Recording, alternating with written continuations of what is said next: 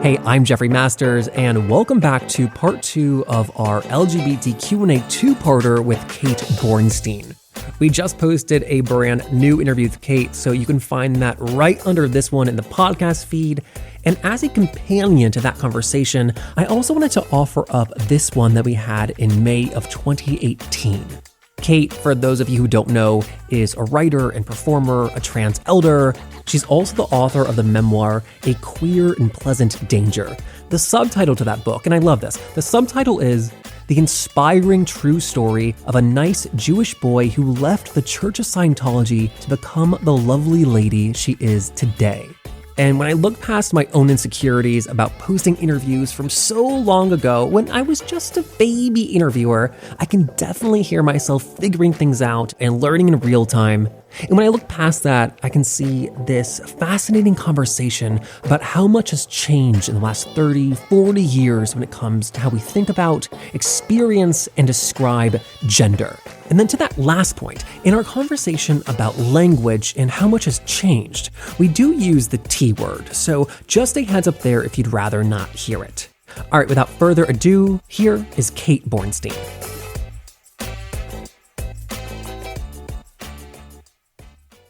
So you've been writing about being non-binary for almost 30 years. And rereading your work recently, I'd forgotten that you were not always embraced by the trans and larger LGBTQ community. I'm still not embraced by the larger LGBT and trans community. I think I'm celebrated by the larger community, and that's great because I'm celebrated as an elder. And I feel very warmly about even people who are upset with me because you go, "Aw, isn't that sweet?" You know, they're working as hard as they can, and they do not see yet what I've been trying to say for quite a while. What is that? That there's more to gender than two. Oh, I'm really surprised to hear you say that because I know that for the majority of your career, you're writing about gender being not binary, the spectrum.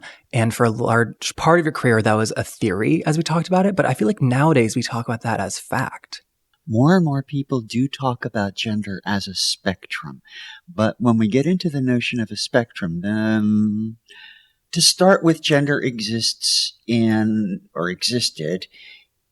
two dimensions. Imagine an XY graph, male and female. Okay, so everything depended somewhere in the plane defined by male and female, including a spectrum, anywhere you want on male to female. That's still two-dimensional thinking. A third dimension that a whole lot of us, yes, I've got a loud voice, but it was an amazing explosion of people who were going, wait a minute, what about imagination? There's a third dimension of gender, imagination.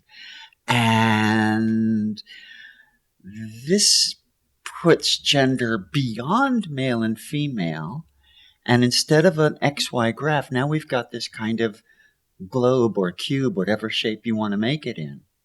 And then if you really want to get tricky and talk about gender fluidity, then we're talking four dimensions because we have to add time. People talk about gender as if it is unchanging over time, but we're always changing our genders. And the problem is when people think that gender is the same all the time for everyone. And your thinking on that has actually evolved, right? You used to write that everybody was outside of binary, but it seems like you've changed on that. Well, I still think that. I think it's paradoxical. Yes, everybody's outside the binary because the binary is a construct. But the truth is, many people are binary identified. That doesn't mean they're not outside the binary. It means they've made the decision to act and live and be in a binary. Because that is what is comfortable to many people. Of course. And that I've never had objections to. What I have objections to is that holding sway over people who don't want that.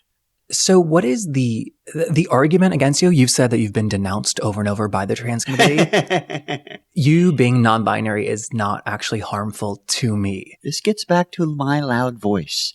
I take up a lot of space. I'm a known character. And when I say I'm not a woman, somehow people hear that and go, well, Kate Bornstein's not a woman, so what about you? And you go, oh, okay. And this is the way people think. What I say is assumed to be true for a whole lot of people, and it's not. And I've tried to make that point that it's not, but that's not heard. So you're spoiling it for the rest of us is a common problem. I have to wonder if these arguments against you are coming from the older segment of our population, because the younger segment, I hear really like confirming everything that you're saying and repeating it back. I agree. There's a large number of young folks that I just go, oh, baby, I love you so much. You are living the life I've always wanted to live.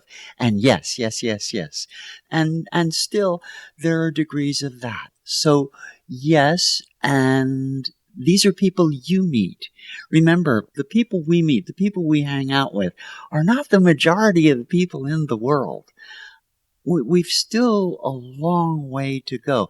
I think people are understanding the notion of what people now know as transgender a lot better. Oh, you're really a woman. Oh, I get it. Or, oh, you're really a man. I get it. That is gaining traction in the world. And that's really cool. I think the number of people objecting to that are in fact the old farts, my generation, and we'll be dead pretty soon. So that's a good news. There's an idea that trans is somehow monolithic. It's not. I wish it were.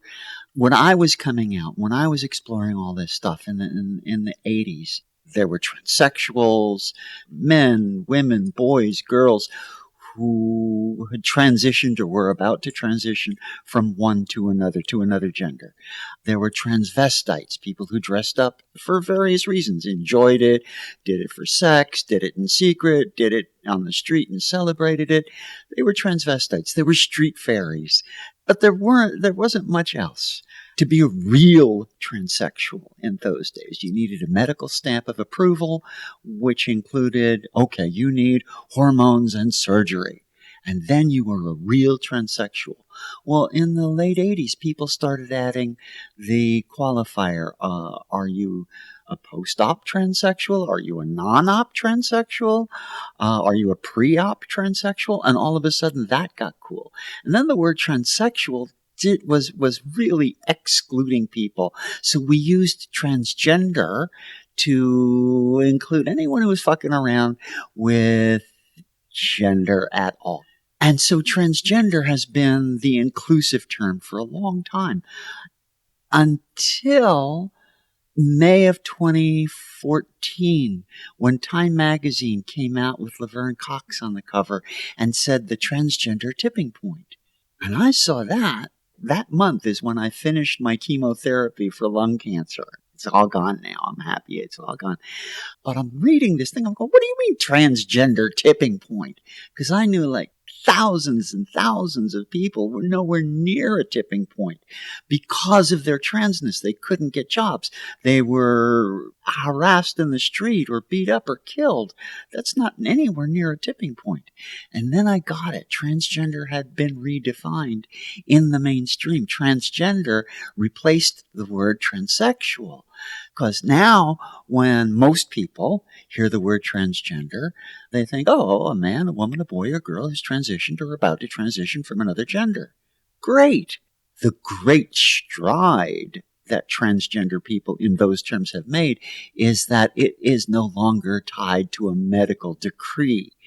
Doesn't need hormones, doesn't need surgery. So we've improved light years from when I was going through this. We're talking about all of these changing words. And when you were writing, I believe it was in the 90s, Gender Outlaws, you wrote, I'm not a man and I'm not a woman. Gender Outlaws singular. Gender Outlaws was another book. Oh, was it? Yes. Oh. But you wrote, I'm not a man, I'm not a woman, period. And the sentence stopped. And now we have this word non-binary. Did that word exist back then? No. We didn't know what to call the system. I think I called it the bipolar gender system. And it wasn't being tongue in cheek. It was, there was a line. There were two poles to it.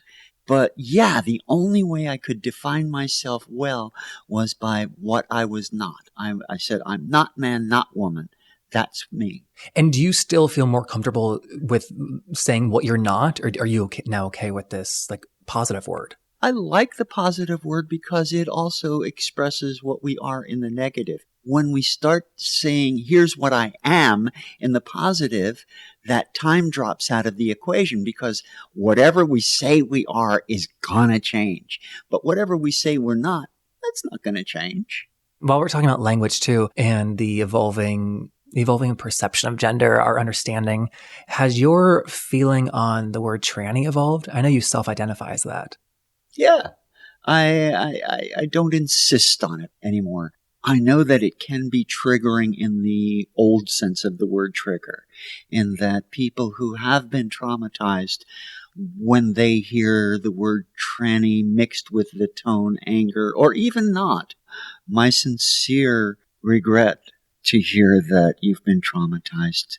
I think that the unfortunate part is that the origin of the word and what it communicates is beautiful. Thank you. Do you mind telling like the story of how the word came to be and like what it means before it was a hate word? Yeah, the word tranny was coined in the late 70s in Sydney, Australia, when the only work that trans people could get were the drag bars. Nobody would hire trans people. Again, they were transsexuals, transvestites, street fairies, and the only way they could make a living was in the economic matrix that is the drag bar. Butch women would be bartenders and introduce the acts. Street fairies would hand out flyers and get paid for that. And the height would be, the drag queens who would do the actual performing. And then there was a hierarchy in there. But they all got together. And if you remember Priscilla, Queen of the Desert, the animosity of the transsexual and then the drag queen. And they would just, I'm better than you. I'm better than you. It's been going on for a long time. But what they realized is, yeah, but we're family. And we need a family word. And Australians don't like words longer than 2 syllables. Australians becomes Aussies. Sunglasses become sunnies. Barbecues become Barbies. And trans people became trannies. It was that simple. And so they were trannies. It was family. That would calm things down and we go, okay, we are family. Okay, great. It's a lot how many, many people use the word trans now. As this umbrella term. Yeah, an inclusive term. Now, the wonderful drag queens of the day started moving to the States. Doris Fish in particular in the early 80s. And brought the word with her. And of course, then there were the transvestites and transsexuals and street fairies and everyone, oh yeah, we're all trannies together, and male to female and butch women and passing women. Yeah, we're all trannies together. And then sex workers, trannies. And this is where it came a cropper, because sex workers and porn spilled over into the cis, which wasn't the word, world, and people were ashamed. Men, particular cis men, were ashamed of their attraction to trannies and tranny porn and tranny sex workers. And so because of their shame and self-loathing, they aimed that word as a hate word. Now, does that mean it is not a hate word today? No, it is a hate word today, and that's what I've come to understand. What I ask is that when trans people hear me use the word tranny, give me the benefit of the doubt. I'm not saying it with hate or anger or disparagingly. The place where trans is becoming a true or more true melting pot in the public view is in fact RuPaul's Drag Race, because several of the girls have come out as transgender. And you go, oh, I get it. No, it's not clear yet. It's not one narrative, as you're saying. But they're messing with gender. Drag queens mess with gender and break all kinds of rules of gender. Trans women mess with gender. Even though they are binary identified, one of the cardinal rules of gender is once you've been assigned gender, you cannot change it. So that's breaking a rule of gender. That's being an outlaw in a lot of people's eyes. You're breaking God's rule in many people's eyes. So the fact of law breaking, the breaking of natural laws, is common to both drag queens and trans men and trans women. I know this is unanswerable, but what do you think is next? Where do you think we're going in terms of gender? The future of gender is its dissolution. The word non-binary is heralding that. Okay. The nature of the binary is the nature of a battlefield. It can't be anything else. That's all there is. That's what happens when you have either or. Shatter the binary. Well, it can't be done, but it can be done on an individual basis. We go, nope, don't believe in it, and out we go, and I'm non-binary. Binary is any phenomenon defined by two and two only components. What we have now is apollynary. It's a real word. Pollynary. It's apollynary. And apollynary is any phenomenon defined by more than two elements. It's as simple as that. And the nature of apollynary is the nature of a playground. There's a possibility for coalition. There's a possibility for cooperation. There never was that in the binary. Now, I wrote these words in a play called Hidden Agenda, which predated my book, Gender Outlaw. And I said, well, gender is not the battlefield, it's the playground. I was very, very full of myself. And I really didn't know what I was talking about. I knew that gender was a battlefield. And I knew that gender was a playground, but I never really knew the mechanics for that. Now I know that. So I really haven't so much progressed in my thinking. I still think the same way, not man, not woman, but I'm a lot more nuanced in my thinking and a lot more forgiving of people who don't agree with me. I mean, for me, reading your book as a non-trans person, it caused me to engage with my gender in ways that I never had and didn't know I was allowed to. And so I could be less rigid with my masculinity. I didn't have to follow historical or societal gender norms. And I think that that has to be where we're heading for everyone, too, in terms of the future. And I hope so, at least. I hope so, too. Sexuality is also headed in that direction. The binary was broken by bisexual, and further broken by pansexual, and asexual, and ways of describing sexuality that have nothing to do with gender. BDSM, furries. This is wonderful. This is just a wonderful thing. Here's what's never spoken about in terms of gender. The desirability of trans.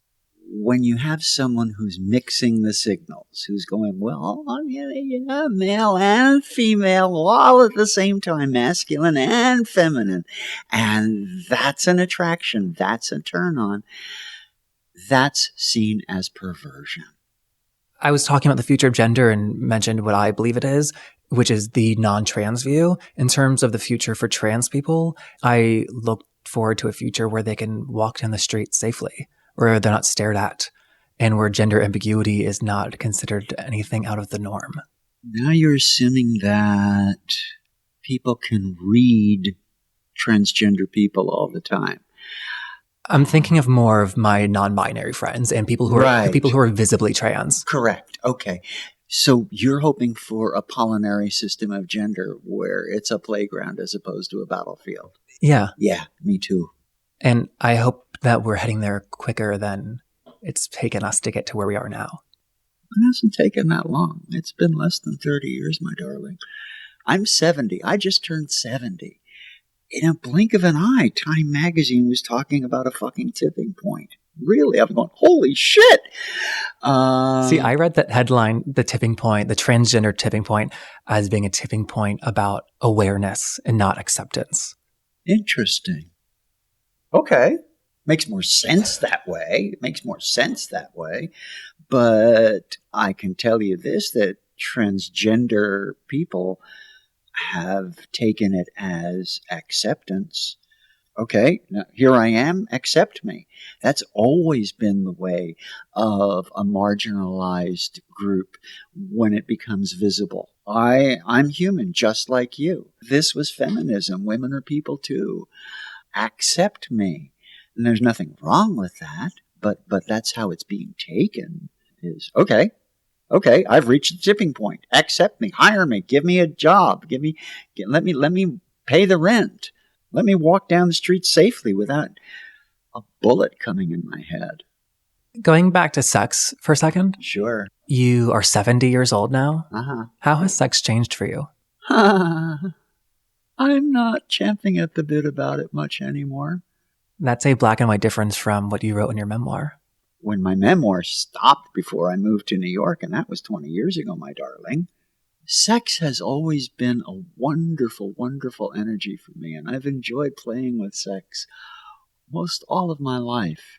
And I can mark it. I can mark it to the point when I was getting chemotherapy and radiation from 2012 through 2014. Believe me, sex is not the first thing on your mind or even the last thing on your mind. You're thinking, how the fuck can I stay alive till tomorrow? And 2 years of that is basically, it's celibacy. I've really embraced an asexual stance at this point in my life. I'm going, okay, this is new. And at first I beat myself up for it. I'm a failure. I'm a failure in my relationship because, my girlfriend is all about sex. She teaches sex. She does sex. And we've opened our relationship and I'm going, okay, all right. I'm pretty fucking happy without it now. Well, this is new.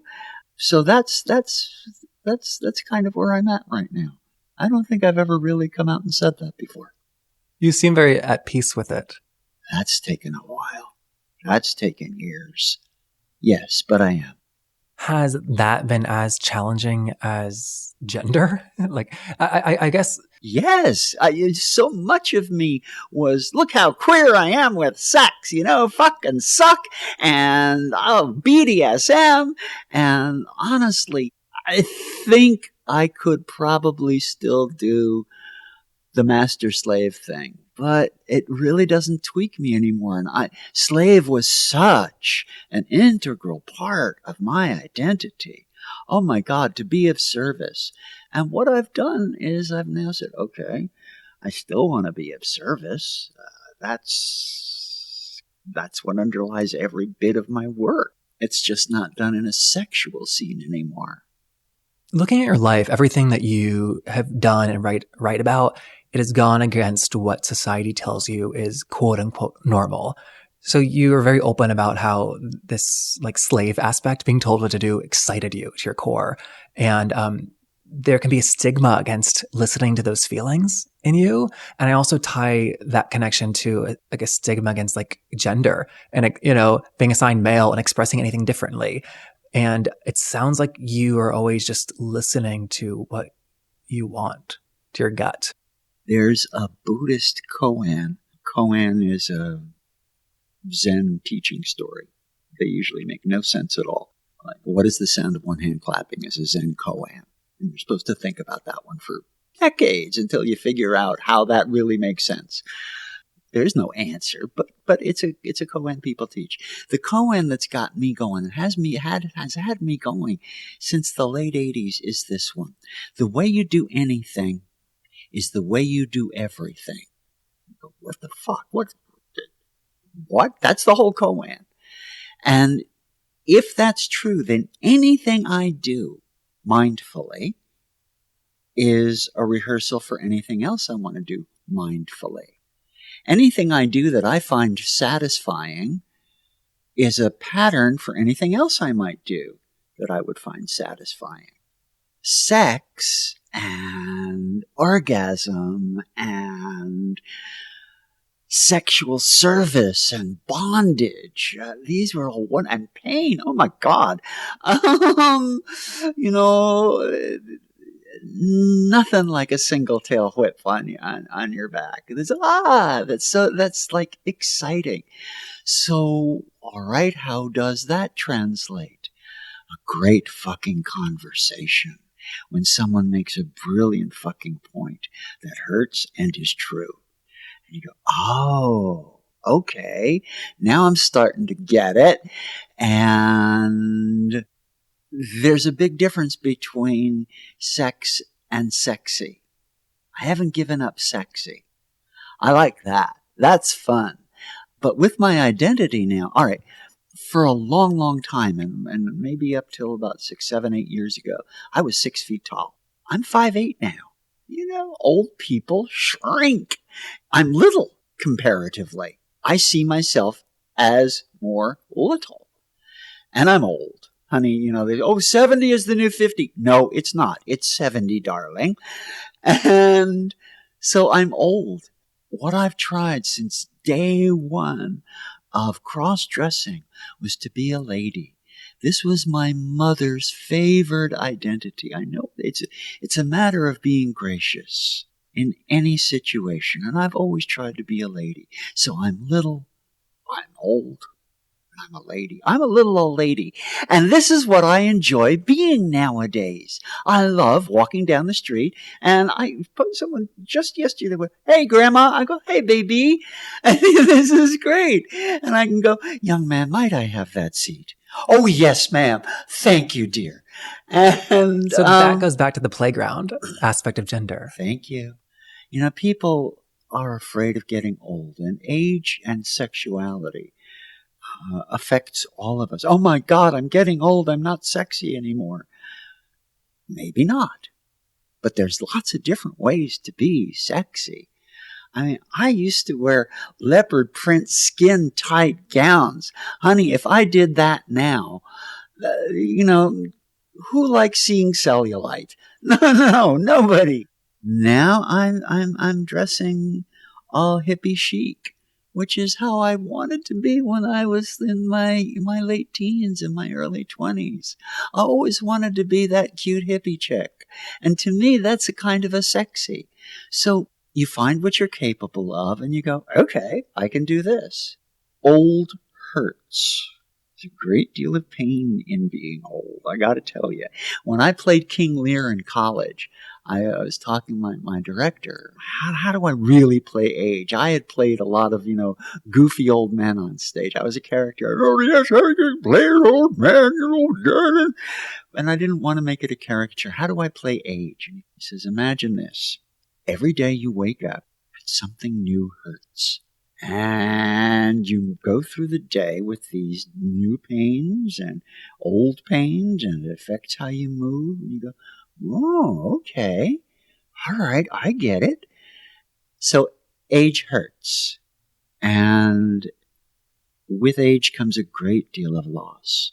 Your kitties pass, your dogs pass, your friends pass, your parents, your siblings. And there's a whole lot of goodbye. But the perspective that you have when you're old, talk with pretty much any older person and they'll say, I wouldn't change it. No, not that part. No, I love being able to see the world the way I see it now. And I think this whole idea of loss and pain, for me, the way you do anything is the way you do everything. It's rehearsal for that great big moment we all face, and that's death. What could be more painful? What could be what greater loss than that great big fucking goodbye? And I look forward to seeing that mystery. I look forward to being as conscious as I could be, as free from grabbing for life as I can be. My fascination with death in my earlier years, up until I was 40 or 50, took the form of suicidal thoughts. It took the form of suicidal ideation, took the form of suicide attempts. It was a fascination with death. I'm still fascinated with death. But I'm willing to rehearse for it. Do you still think about trying to kill yourself? No, I don't. In 2006, I wrote a book called Hello, Cruel World. 101 Alternatives to Suicide for Teens, Freaks, and Other Outlaws. And that kind of cured me. It's one of the most realistic views on staying alive that I've seen. Because you say to somebody, if you like cutting and engaging in self-harm, do that if it'll keep you alive. And I think that will make a lot of suicide professionals wince, but it's realistic. Yes, and I also say, when you're cutting like that, try to learn to do it without anger and self-loathing. My cutting went from anger, frustration, self-loathing to someone else cutting on me in a BDSM scene. And it went into great joy and sexual satisfaction. And, oh, look, I can bleed. That was great. So again, you transform because everything changes. Remember the fourth dimension of gender, time. Time passes, nothing stays the same. Not a goddamn thing. Everything changes. Your most cherished values shift and change. Your body shifts and change. Your notions of gender change all the time. Our conversation, we've changed each other irrevocably. You went, oh, well, I think you tossed it off, Oh, I think that, that the tipping point of gender wasn't so much about acceptance. I went, oh, as it was awareness. And I'm like, well, that's new. Hey, thank you. Did you know that when you learn something new, you grow brain cells? Yeah, and that's why it feels so good to learn something new. You go, woohoo! It's a hoot. Can I ask a question that is simple, but please? Just because I think the gender is so complicated, but oftentimes we look for the most complicated answer when it is simple. And I wonder, you transitioned many years ago in the binary sense from male to female. Had you not done that, do you think you would have been able to say as definitively as you did, I'm not a man and I'm not a woman? I've thought about that. If I had not physically transitioned, but instead, and when I say physically, I mean hormonally and surgically. But if I started living as a woman, okay, here's the thing. To make that question make sense, gender expression and gender identity, two totally different things. My gender identity, not man, not woman. My gender expression, pretty girl. I like being pretty. I like being sexy. It's just so satisfying. I like to make people smile. I like to make people wink at me. I think that's just wonderful. And I can still do it as a cute little old lady. But if I'd gone for my gender expression in the 80s, the only place for me, and this is where class enters into gender, would have been on the street. No job. That still comes down to non-binary folks, visibly non-binary. I'm non-binary. I'm not genderqueer. I'm not visibly trying to mess up the signals because my gender expression is girl. Love it. So because I was coming out of the middle class, I was living as an actor and scene designer and telemarketer at the time when I went through with my transition and phone sex operator, I would have been able to continue working at phone sex. But that really didn't pay the rent. I was running up credit cards in those days.